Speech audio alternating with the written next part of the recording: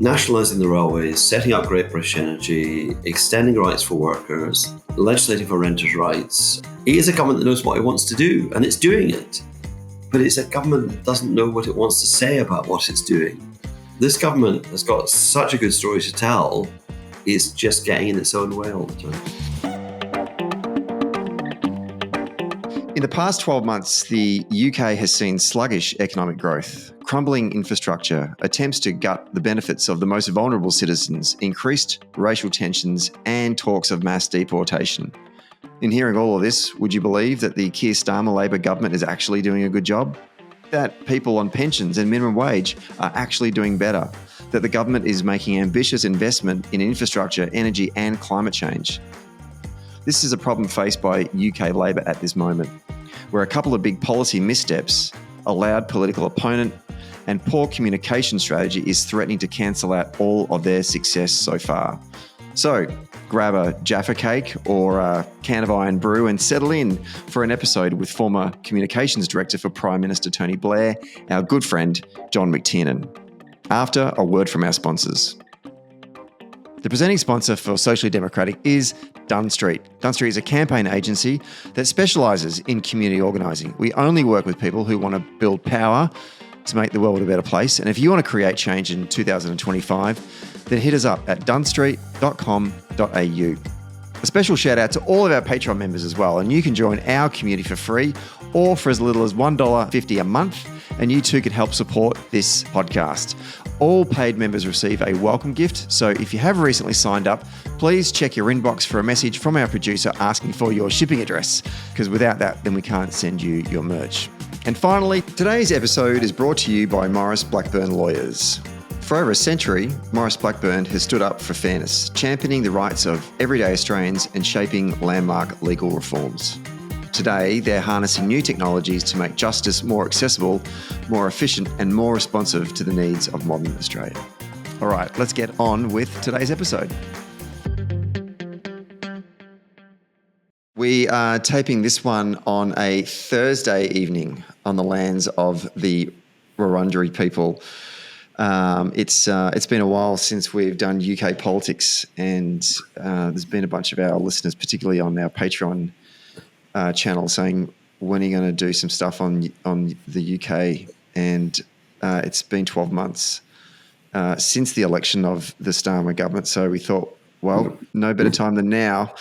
So you'll all know him before because he basically is our UK politics guru, but he's a former communications director to both Prime Minister Tony Blair and Prime Minister Julia Gillard. And he's joining us now from the UK. John McTernan, welcome back to Socially Democratic.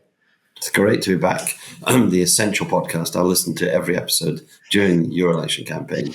So informative. You most definitely were our best cheerleader north of the equator. We appreciated that. Yeah. So it's good to have you on here. Let's just dive straight into it. And I kind of, for the folks here in Australia that may not have been paying attention too closely to what's going on in the UK, just to sort of set the scene, obviously 12 months ago in July, the Labor Party won in a landslide victory at the Westminster elections.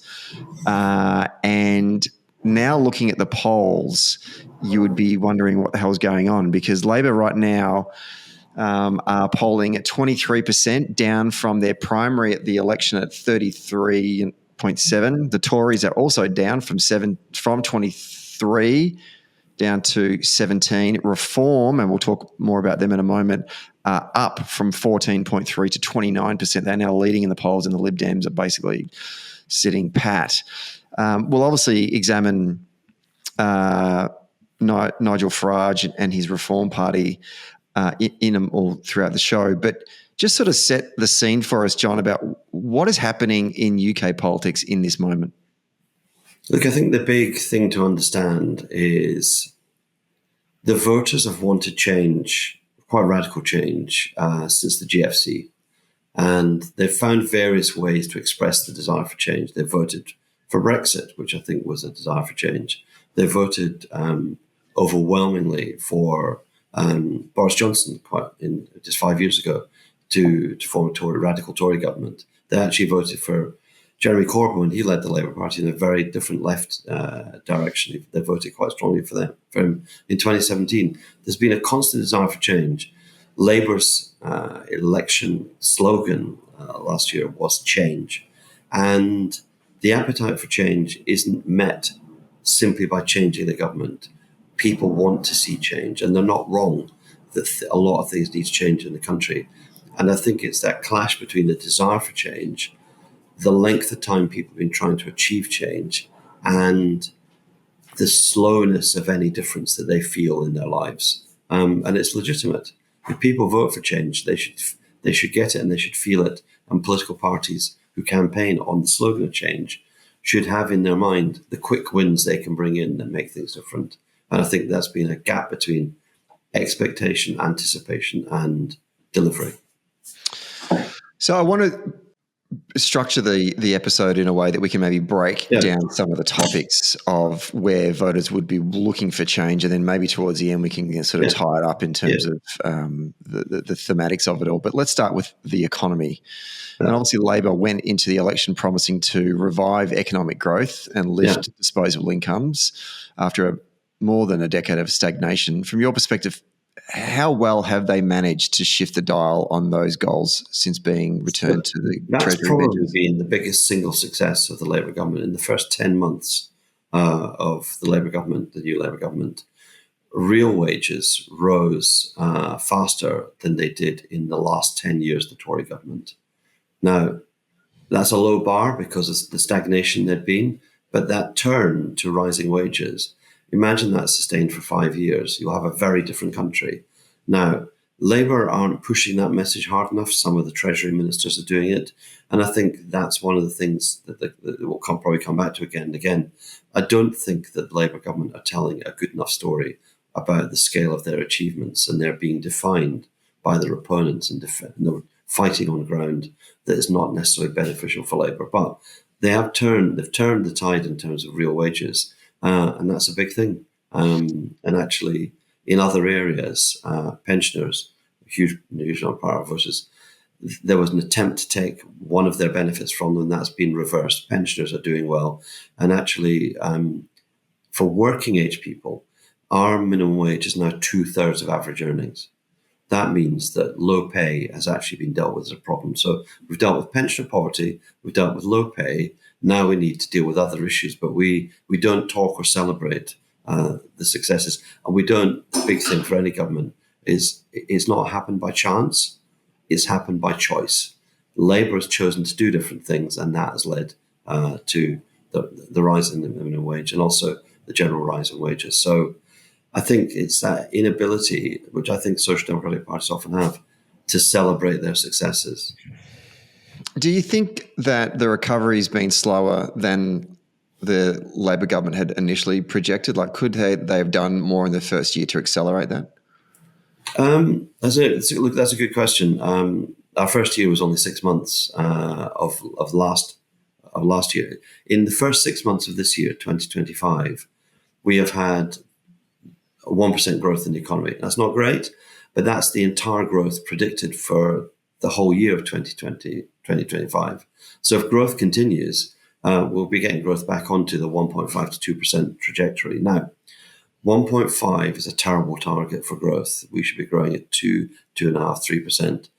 The big success of the government is it's gone into planning reforms, and the planning reforms for England are predicted by our Office for Budget Responsibility, our umpire, to add £4 billion to GDP. So those have been successful. The question is, can you turbocharge them? I think you can. And I think Labour, again, need to come back in the forthcoming budget to do more to deregulate planning, development, infrastructure, so you can get the construction industry ripping, but also get the houses built that will mean the pressure on rent rises and the pressure on house prices will start to ebb away.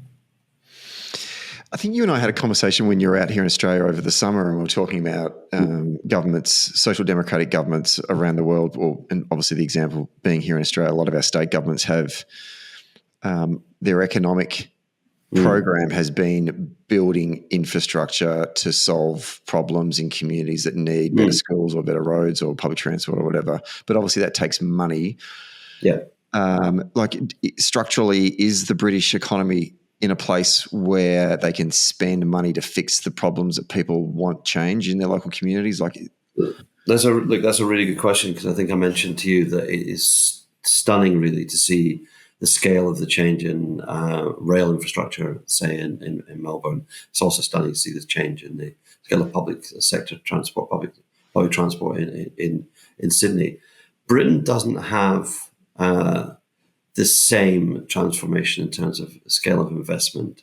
We inherited an economy from the Tories in which borrowing was high, but more than that, borrowing costs were higher because of the instability premium. I think the Financial Times called it a moronic risk premium. The markets were marking the UK as a more unstable country to invest in than Italy, because it had at one period 3 prime ministers in 6 months.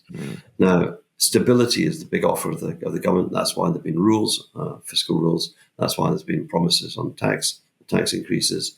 Stability should be better market conditions, but it means that the investment doesn't make as big a hit. It's not as large. And I think, what could we have done in the first year? I would have liked to take a bunch of capital and spent it on very visible improvements. So our schools and our hospitals have got concrete from the 1960s, which needs to be removed. It's too old. It's starting to crumble. It was an innovative technique of making concrete in the 60s. There's now problems. I think if a couple of £1 billion have been spent on ripping that concrete out of every primary school, say, or every hospital, people would have visibly seen in local communities the new investment of the government paying off already. And I think what you can see is very powerful. And that gives you a feeling that actually the other things, which are not so visible, must be being done as well. And so most of what the changes Labour have been doing have been in the background. And I think if you make it faster, yes, but more visible, that's more compelling for voters.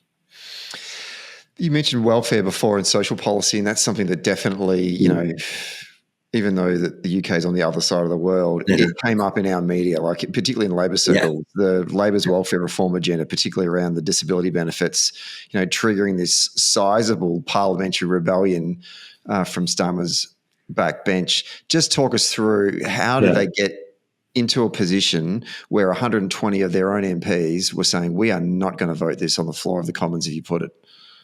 Look, the most important thing for the Labour family is those MPs stopped the government from doing something that was not Labour. So in my view, nobody votes Labour to shrink the welfare state, to shrink the size of the welfare state. Nobody votes Labour for a Labour government to cut welfare. You vote Labour to increase the size of the welfare state, whether it is increasing its scope, childcare being an expanding frontier of the welfare state, or increasing its scope at the other end of the, for better aged care, or for increasing pensions. So there was something odd about the Labour proposal on disability benefits and on pension payments, the winter fuel payments, as was. And what was odd was the idea was not reform, and I think this is where the rubber hit the road. It was badged reform, but it was simply a cash grab. Social Security is one of the biggest budgets in government. The thing about it is you can turn it on and off. If you're a treasurer, you think, I can just stop this money running out. So we'll take away this benefit. If we take it from you, we stop paying it. And they had a figure for saving of £5 billion. It would have been more like £9 billion, £10 billion if the planning reforms hadn't been so successful in generating headroom. Very tight fiscal rules, meaning the small changes in interest rates globally, borrowing globally, has an impact on the forecast for the government. The government always trying to stick inside its fiscal rules. So the proposal was, we need £5 billion. How can we get it? £5 billion in disability benefits is either £1,000 a year from 5 million people, or £5,000 a year from 1 million people. And they chose the latter. They chose £5,000 a year from 1 million people. Now, I don't know anybody in the UK who wouldn't notice losing £5,000. And disabled people are among the least advantaged, the most disadvantaged. And so that was where the real crisis came. It was a fiscal move with no reform principles behind it. No minister could ever identify what the principle was. because the benefit was being taken away from disabled people, the benefit that supports them to be out of work or in work, because the people with disabilities have higher costs in the living costs. It was the benefit that helps you whether you're working or not working. So it wasn't a welfare to work reform. It was simply a cash grab. And in the end, Labour MPs went, that's not Labour. And in the end, ministers accepted that wasn't Labour. So it was a very painful journey to come to that point. And it was a brutal thing. But the Labour Party didn't split. What happened was the 120, 130 MPs, they stood for party members, party activists. They stood for the union movement. And the government came back into line. And that is much better than a split, which would have been imposing those cuts. It was a telling moment. And for me, the first year of the government has got 10 great months and 2 bad months. The first month was bad because Labour took away money from pensioners, which is now given back, and then July 2024, and then June 2025 when they tried to take £5 billion from people with disabilities, which they've now given up on. So I always say, thought experiment, imagine that Labour hadn't done either of those things. We'd be talking about 12 months of much more amazing progress, renters' rights, employment rights, £100 billion investment in infrastructure, £40 billion more in public services, pay deals for teachers, for nurses, for doctors, nationalisation of the railways, the setting up of a national energy company, Great British Energy, all kinds of things which are a great story, all marred by 2 really bad months. This is a government which has continuously found ways to get in its own way. Where does that come from? It's the actions of a Conservative government, not the actions of a Labor government. And to start in that, like the politics, the internal politics of it, how the hell do they come up with this? It's the actions of a Treasury-driven government. So the tension in the government is this. If you become a government after a period of instability, that instability has a cost. It's a cost in borrowing, it's a cost in mortgage payments, interest rates, has a cost in government borrowing. Government borrowing is high because we've had accumulation of the GFC, we've had COVID, then we had the energy crisis caused by the Ukraine war. Good reasons for government borrowing, but it means that if it changes so rates happen, then government borrowing repayments become larger in scale than spending in most departments. So that's so you have to find a way to grow the economy to reduce debt as part of GDP. You have to find a way to constantly keeping balancing the budget. The government set itself very tight rules, not raising income tax, any level of income tax, not just the basic rate of income tax, not raising value-added tax or sales tax, not raising its scope or its level, and also not raising payroll taxes. So once you do that, 60% taxes can't move. If that can't move, all you're left with is tinkering with tax or tinkering with spending. And it's the logic of the tight constraints they set on themselves and the way in which they structure the fiscal rules, which I don't want to go into, but which mean that very tiny movements in forecasts for 4 or 5 years out require adjustments to spending now. And I think that there's an infernal machine being created. So I understand why left and centre parties have to tell the public they won't be profligate with public money and with taxation, have to tell the markets they will be stable stewards of the economy and will build growth. But they've tied themselves into a machine whose consequences are they do, as you said, they do things which don't seem very Labour. And the most criticism I got from ministers was when I said I said quite a lot publicly, this doesn't seem very Labour. This doesn't seem like a Labour thing to do. And that's the most pushback I got. I think that hurt people to hear that. Because I think there are ways in which you can reduce the pressures on budgets, but you have to start with, we think there are too many people who have been medicalized, classified as having medical problems, which then lead to them being outside the labour market, which then we need to find new ways of support. What's the Social Democratic way? We'll deal with your issue, support you into work, and that will grow the economy rather than you're there, you're a problem, we need to cut your cost. I just think it's back to front. It's all driven by fiscal rules in the end. And that's not a Labour way.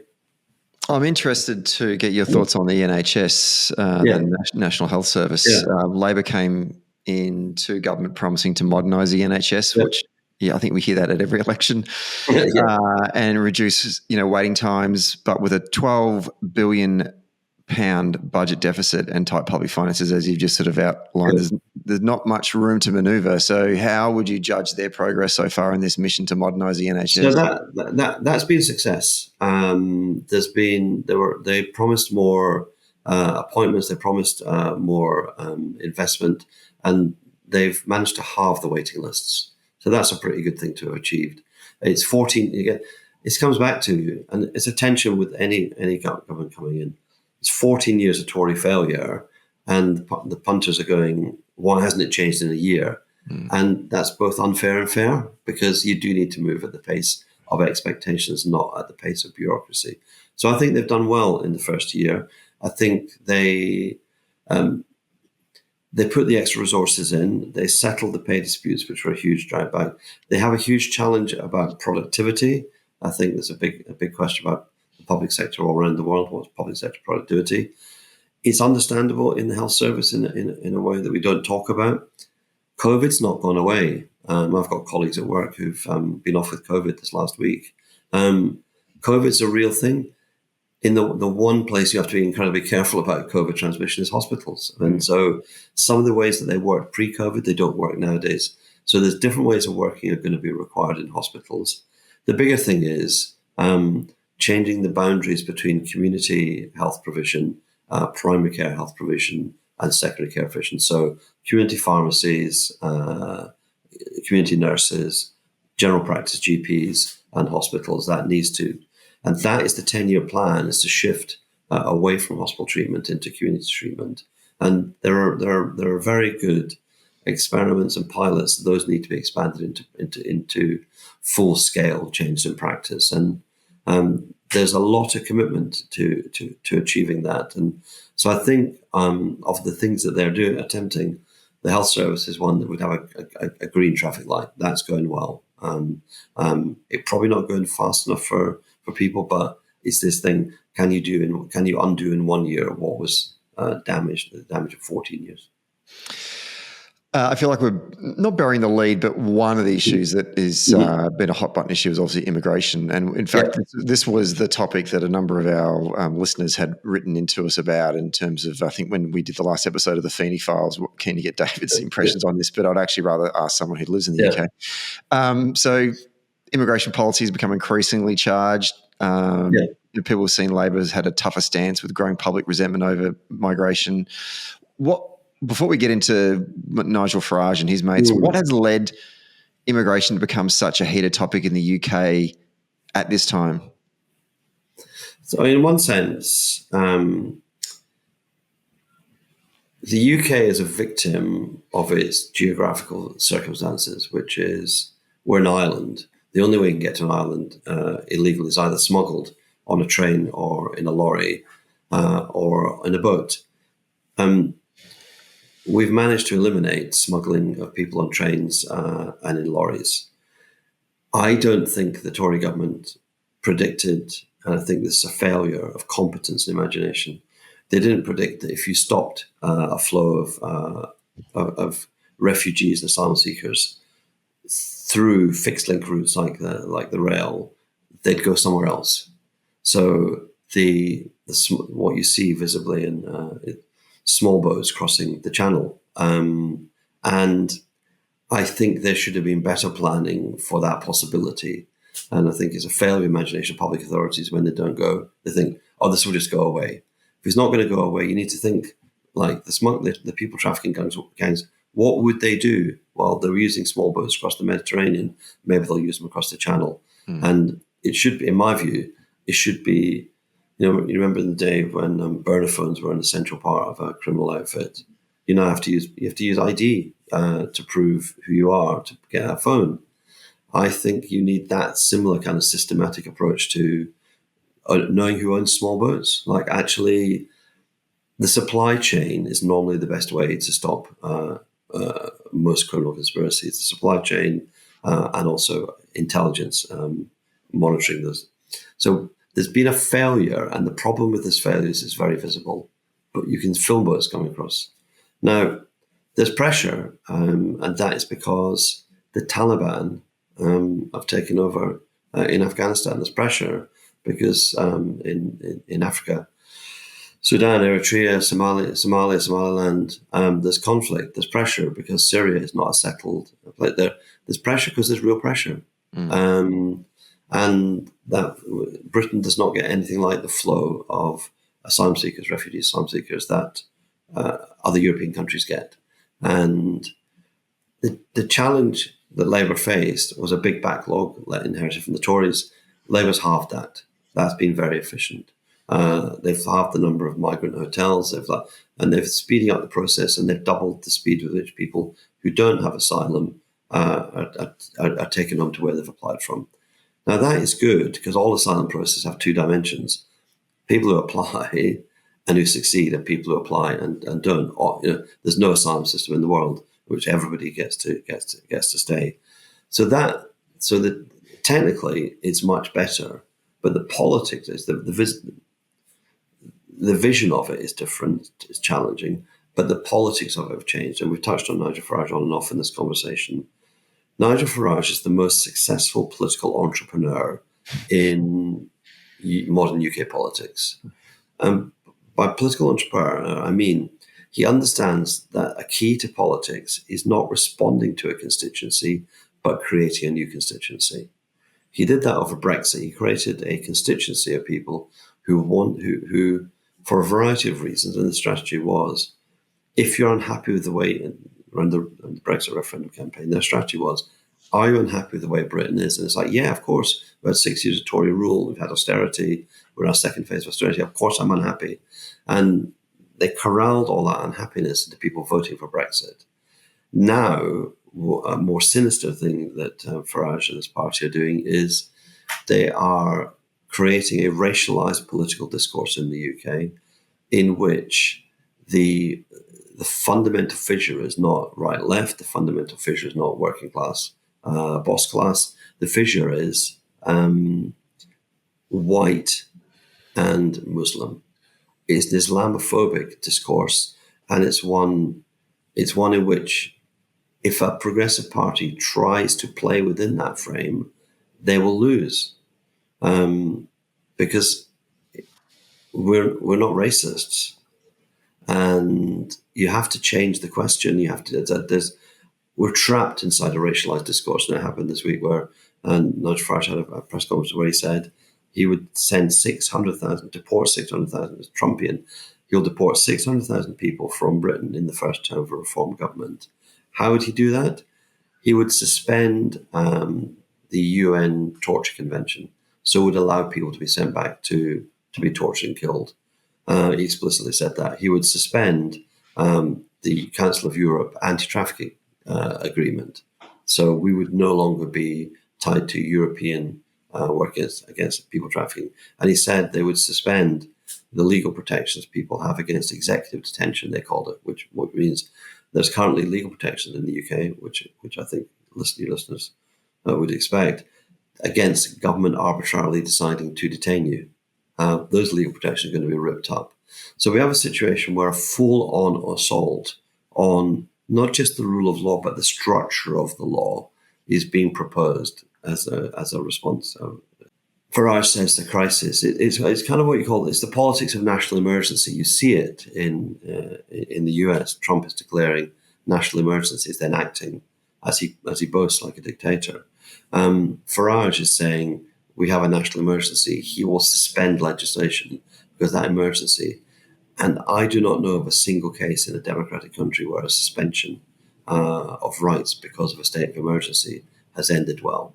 And that for me is the biggest looming problem, which is if Labour won't tackle the racialised discourse, that will lead to huge consequences.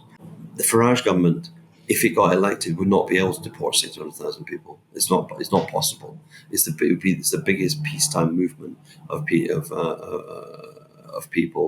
that would ever have been attempted in the UK. It won't happen. But that will only lead to a more embittered electorate who then, so there's a cycle of And the right thrive on this.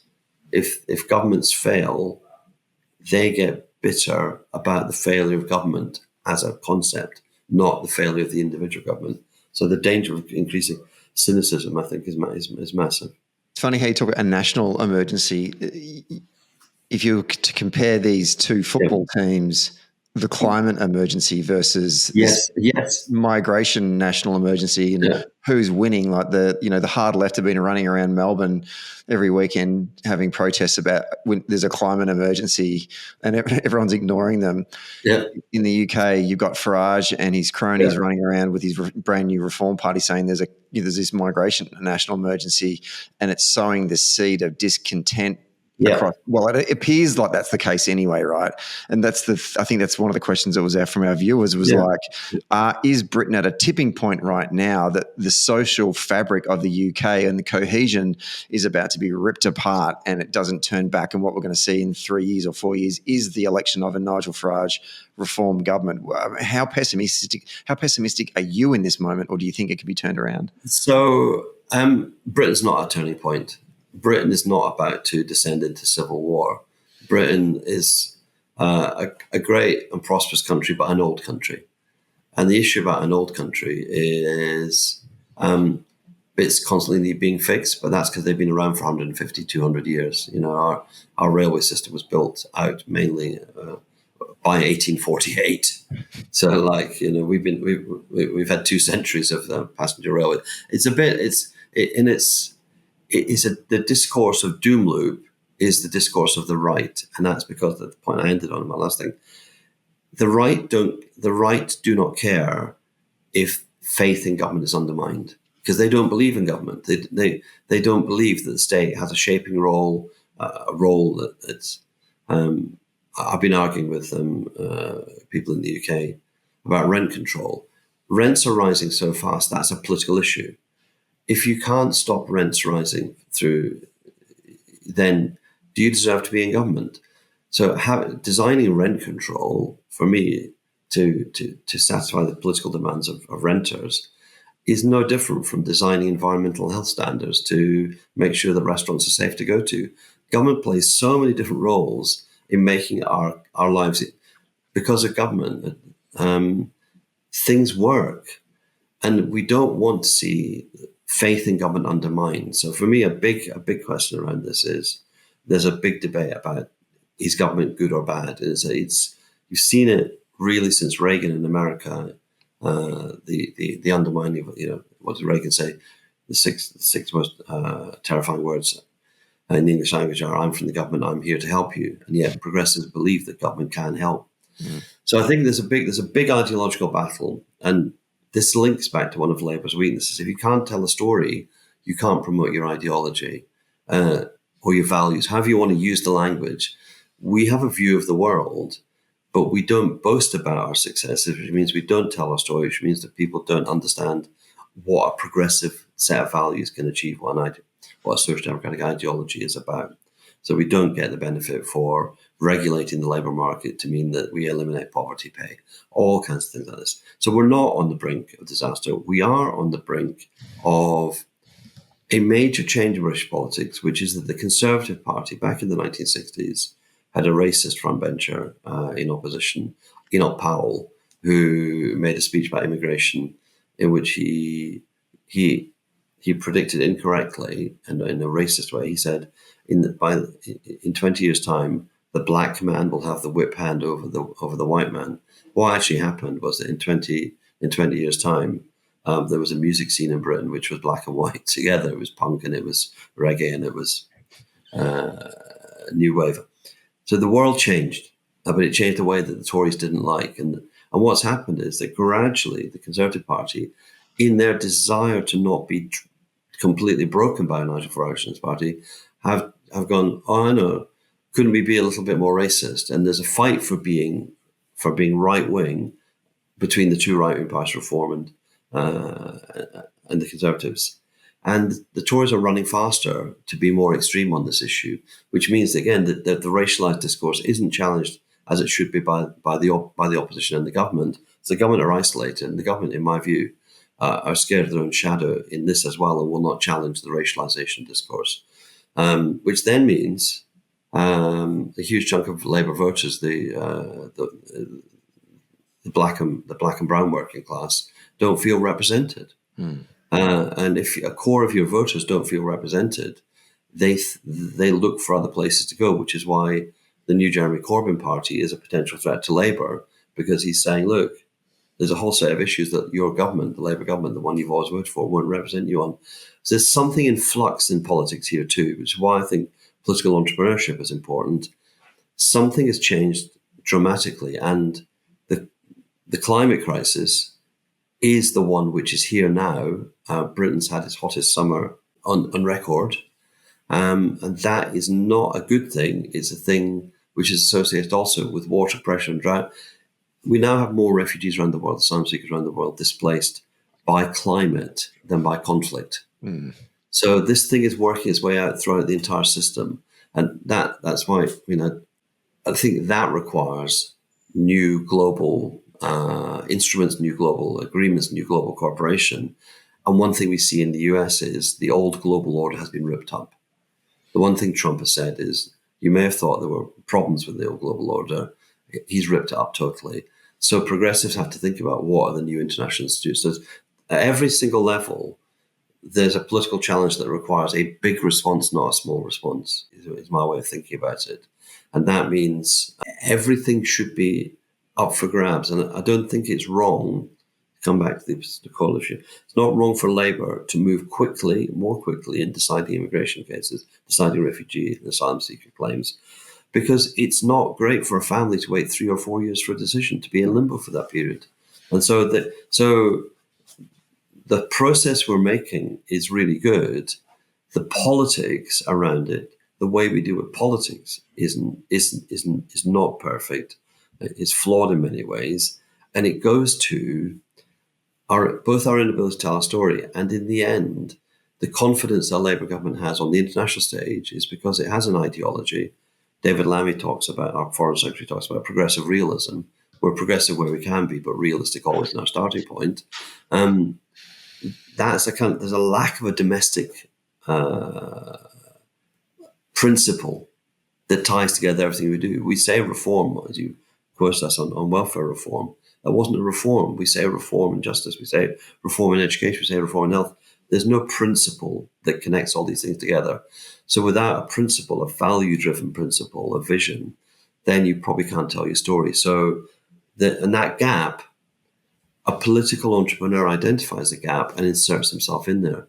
So Farage is telling a coherent story, but a vile and nasty story, and one that's, in my view, very un-English, very un-British. I don't think British people believe that, for example, Farage said, I'll stop on this point, Farage said, no Iranian man should be walking freely on the streets of Britain. Now, does he actually mean that no Christian who's been persecuted by the Iranian regime should be able to flee to this country? Does he actually mean that? I don't think he understands that Iran is a multi-faith, multi-ethnic state. And it's like, so you're saying, and I don't, when he says we're going to remove protection from executive detention, does he think it's popular with football fans, soccer fans, that if they go to a football match, they can be lifted by any copper, totally arbitrarily? So I don't think Farage has been challenged sufficiently on he's very un-British in the proposals he's making. The state of emergency, you may think it's about other people, it's about you too. And that, for me, is part of the progressive argument that's missing. There's two parts to your statement there that I kind of want to draw you on. The first one is, and I don't know if you had a chance to read an article in this morning's or Guardian from a journalist, Raphael Bear, yeah. Yeah. So for the folks at home, the headline is, there's an obvious way to challenge Nigel Farage, but Keir Starmer won't do it. Labour's reluctance to name Brexit as the cause of so many problems hasn't stopped reform's rise. It's time to try the truth. And I want to just repeat the sort of the closing paragraph in what is a reasonably good article. He says, is it too much to expect a Labor government to raise by way of rebuttal, the Reform leader's proven failure as an arbiter of the national interest. We tried listening to him. His probity and judgment were sold as the product called Brexit. It turned out to be a piece of shit. Enough people already know the truth, but would it be liberating to hear this from the Prime Minister? Like, is it just, are we lacking leadership in this moment from a Labor Prime Minister to step up and say, you're full of shit, we all know that, and we're not going to buy into this bullshit, and hold true to your values and be a bit more practical on this issue? I said right at the beginning, I think, that if you're in difficulty as a social democratic government, change the subject. And we've said from the outset as a government, we want to go for growth. We want to go for growth. We know the growth is the solution for prosperity, for towns, for villages, for cities. It's a solution for tax revenue, therefore a solution for public service. You want to go for growth, okay. What if you had a policy that would immediately increase GDP by 5%? Wouldn't you want to do that? I think you would if you had that. If we rejoined the European Union, GDP would increase by 5% immediately. That's a huge solution to almost everything. So the fact that we don't say as a government we want to rejoin the European Union means we're not really in favour of growth. We're only in favour of some growth, not other growth.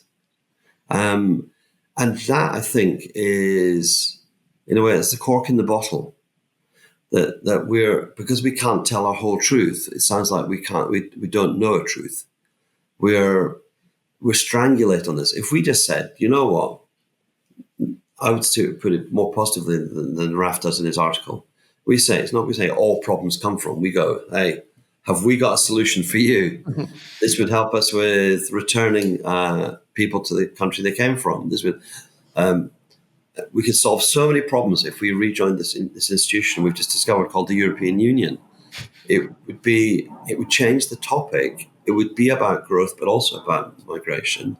It would be making an argument on our terms.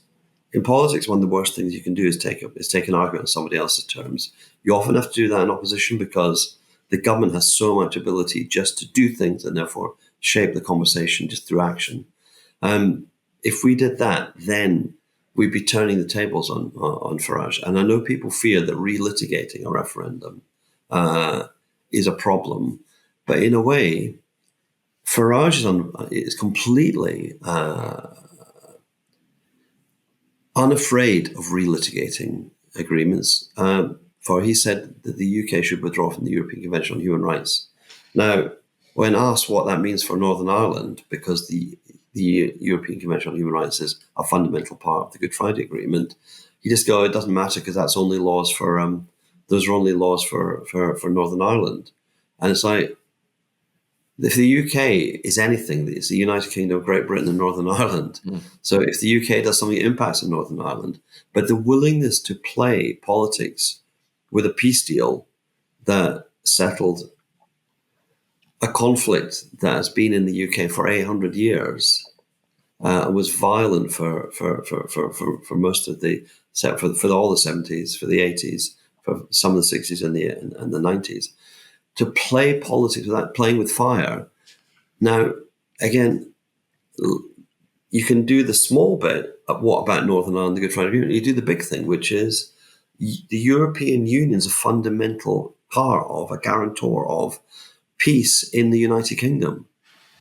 And yes, we all want Northern Ireland to be united with Ireland eventually. But while Northern Ireland exists, peace is fundamental. And so for me, sometimes, again, in politics, you sometimes have to argue the fundamentals, not the, so like, let's go, if we're going to go for growth, go for the European Union. If we're going to go at this guy, he wants to rip up peace.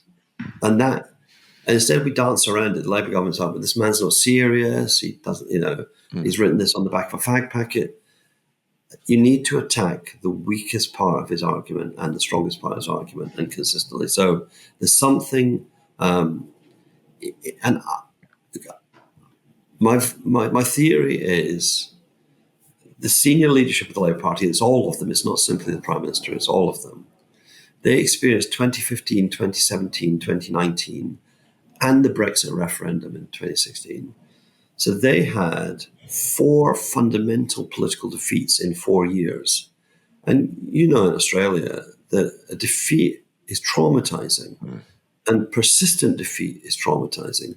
But imagine 4 defeats in 4 years and think that lives inside the brains, the experience, the politics of all the leadership, because winning unexpected in 2019, Labour lost so badly, nobody, including myself, thought we could win again before the end of the decade. Turning it around after the pandemic, so turning it around in 2021 with only 2 or 3 years to go to election, next election was surprising. Getting a landslide after a Tory landslide was a big surprise to us. But people are living inside an experience of their ideas, their core beliefs, their core values being crushed repeatedly. 2015, 2013. So I think there's something about Labour's fear of what happened in 15, 16, 17 and 19 when it stood for itself. And now we've got to break through that. The party probably needs psychotherapy. The government needs some kind of psychoanalysis, some way of breaking through that lack of confidence. And if you have confidence plus good policy and good communications, and we've got the core, good policy, we've got the core, good delivery. So you need the confidence and the communication. And those then become quite a winning hand, because we're only a year into a 5-year parliament and Nigel Farage has come under no pressure from anybody. So he can't answer the questions, the fundamental political questions of what his policies are, who his team are, and how they will achieve anything. And there's a huge areas of pressure points to put on, and politics is a context for it. We have a theory here at the podcast about, and I think we might have even discussed it when you were out in Australia last year or earlier this year, the similarities to the UK Labor Party and the Australian Labor Party at a federal level. And listening to you talk about the torture of losing those 4 key battles and the psychology it has on someone, very eerily similar to federal Labor in consistently losing federal elections.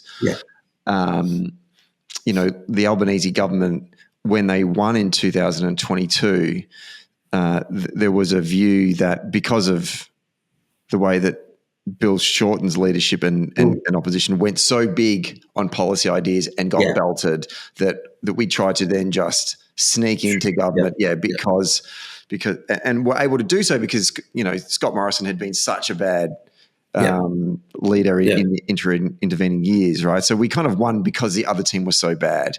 And then it sounded like UK Labor came out to Australia in 2022 to say, "Oh, how did you do it?" And they said, "Oh, we were small. We went small target, and we just snuck in because we had a very unpopular Conservative government." And they were like, "Oh, wow, that's the same as us." And so you did that. Now, the criticism that we were making here in Australia was that then basically the Albanese government got in and actually didn't really know what it stood for and what its purpose was. It didn't know what its North Star was. And I'm putting it to you now, is that the same problem that we're seeing with UK Labor as well as this government? Do they not really actually know what their purpose is other than just getting in because we wanted to beat the Tories or we're not as bad as the other mob? Like Daniel Andrews is kind of like, his view was there are those who win just to not be the other guys, and there are those who win because they know exactly what they want to do when they get into it and don't waste a day. Do you think that your government, where are they falling in that category? So that's a brilliant summary. And people did come out to Australia and they did come back with completely the wrong analysis. They went, "Let's be small target." And I was absolutely arguing internally, externally, that that's the wrong reading, that you should never be a small target Social Democratic government because we lose so often, we win so rarely. When we win, we need a program.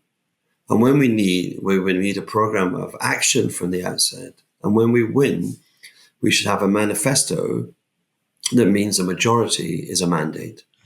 And that I was saying the drift of the Albanese government was precisely the lesson that you should be big. You should be big and bold on policy, not small target.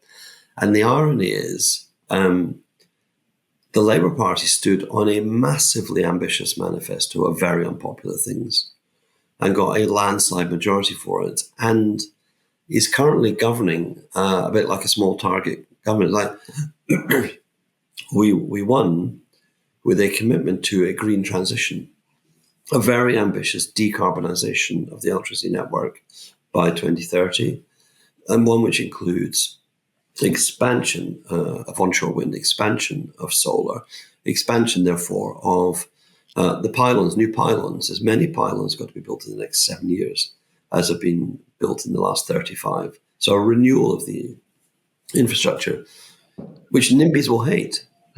But they're all NIMBYs in Tory or Lib Dem constituencies, electorates. And we also got elected to build 1.5 million houses, to deregulate planning, to simplify infrastructure development. Again, a thing that NIMBYs hate. So we've got a mandate for radical action to annoy the right people, and we hide it. Why?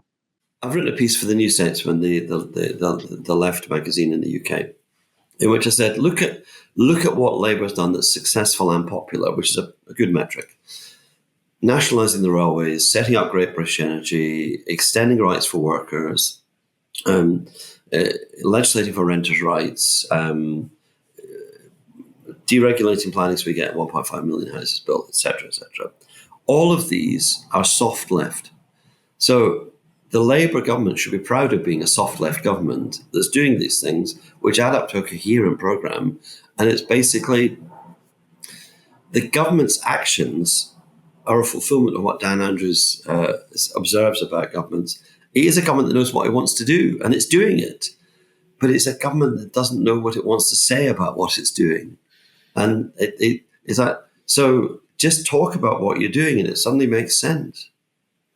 Stop getting in your own way and allow the different ministers who are all in their own way very eloquent.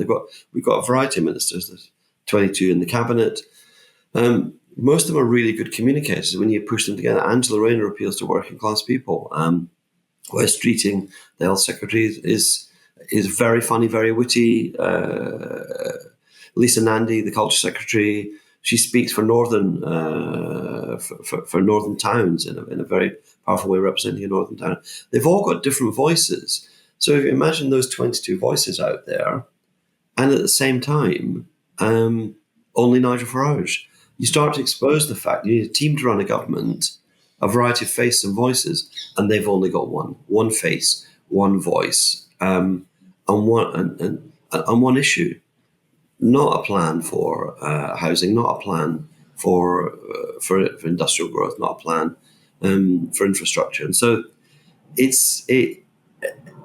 that is the frustration, really, which is quite often in consultancy, you deal with political parties who don't really have a good story to tell.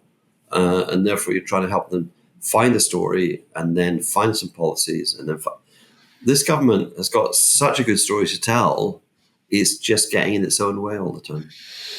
I don't want to have to bring up my in excess theory again. I'm sure I've told you this before, definitely over a pint, but I'm certain our listeners have heard me talk about it before.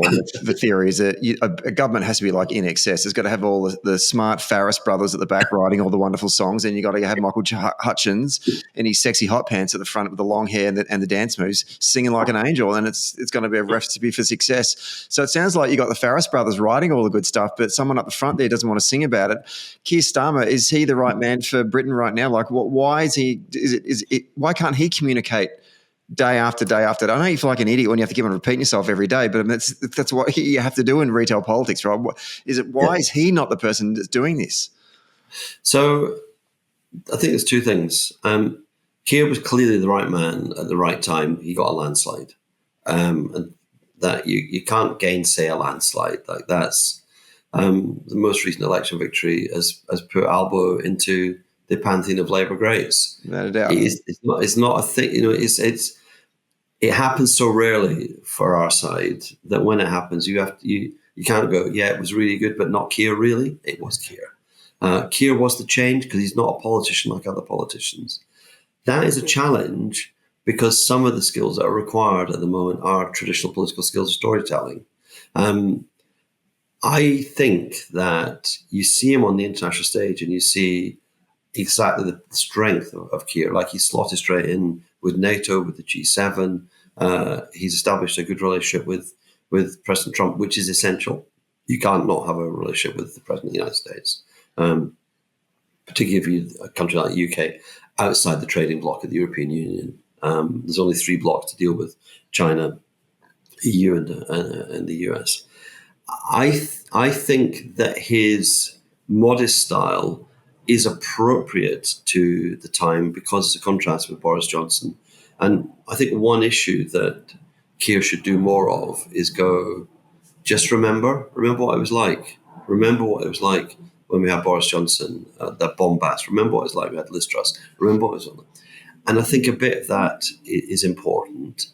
And I think the Labour Party itself needs to stay away from the contagion of the Tory party, because the Tory party decided in its last and maybe final phase in government, it was final for that period, but maybe final for as a political force, they decided that you could simply change your leader. And there's some loose talk sometimes about Labour and thinking about maybe we should do that. Labour should have the same leader for the next 5 years and probably for the next 10 years. And the reason I say that is the Tories weren't only punished for being terrible, they were punished for treating the voters like mugs. We can just change our leader, we can just keep on changing, and if we don't like this, we'll change to another one. As if the public didn't notice it, as if the public didn't think there must be something wrong within your party, there must be something wrong with you not having a normal, I think one of the things that the Labour Party in Australia finally did was kick the habit of necking its leader regularly. Labour should remember that. Keir has huge strengths. He is a Prime Minister, one among a cabinet. He should use the different talents around him. And together, Rachel being prudent on finance, that's kind of what the country wants. Keir being strong internationally, that's kind of what the country wants, and us playing a role. And Angela Rayner, the Deputy Prime Minister, basically being the kind of politician you'd like to go for a drink with. That's kind of what you put them together, and you've got, that's a pretty strong troika. Then you add around it the other talents, and the other talents who've got strong communication skills like Wes Streeting or Lisa Nandy. You start to see, well, actually, together they can speak to almost anybody about almost everything. And it comes back to, we've got time. We don't need to get panicked. Are we doing the right things? Well, we've halved waiting lists in the NHS. Okay. Are we doing the right things? Well, we've halved the backlog in asylum and refugee processing. Are we doing the right thing on understanding the change in political forces in the UK? I'm not sure. This is the more fundamental thing for me. In 2019, Labour got 34% of the vote, and we lost to a landslide. We lost to Boris Johnson. In 2024, we won a landslide with 34% of the vote. That means Labour's primary hasn't shifted, despite what the Tories did, despite how disastrous it was. And we're now looking at 23% and hoping we could get back to 30, win an election on 30, because the politics of the UK, and this is worth thinking about, there's now 2 parties on the centre-right, the Tories and Reform. On the centre-left, there are the Liberal Democrats, the Labour Party, the Greens, the Nationalists, the New Party, the party being set up by Corbyn. And even if there wasn't a new party, there are Gaza independents who either would join this or they could. That is 4 or 5 parties on the left of centre, fighting for the same pool of voters. And if you look at the opinion polls, the centre left progressive vote in Britain is still 51%, and the centre right is 47%. The irony of the last election in 2024, it was the first time that a pro immigration, pro asylum seekers, pro refugee parties where the majority of voters voted for parties who wanted fair and swift treatment for refugees and asylum seekers. So the country has not gone in a massively right-wing way, and the country, when you add all the votes together, but in our first past the post system with no compulsory preferential, those votes splinter. And if there's 5 left to centre, you can see how that can be disastrous.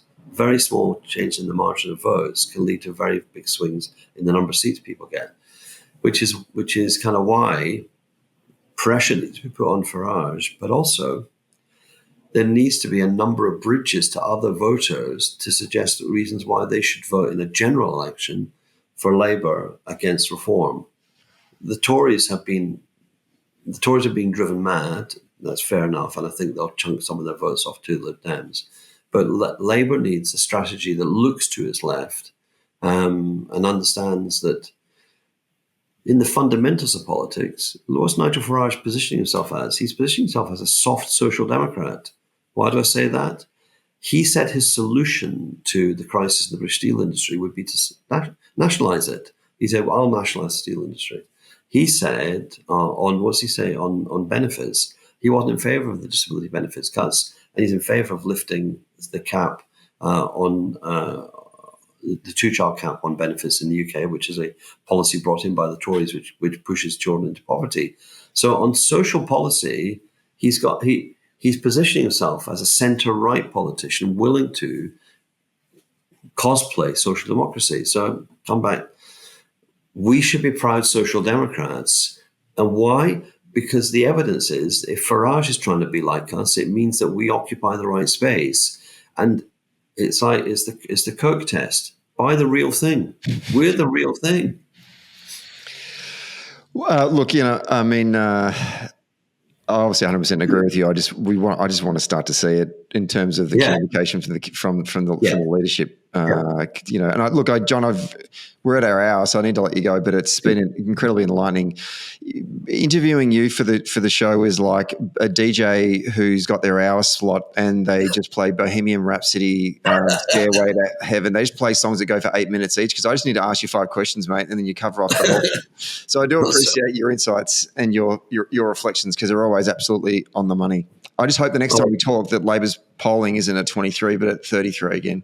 Yeah, me too. And I think there's Morecambe Wise, the British comedians, famously appeared in a sketch with Andre Previn, the conductor and concert pianist, and they played music with them terribly. And their defense to Andre Previn was those were all the right notes, but just not in the right order. And I think that is where the Labour government currently is. All the right notes, just not in the right order, which is much, it's like if you've got the right policies and bad communications, that is so much better than the other way around. I think we've now got the name of our episode right at the end there. Thank you.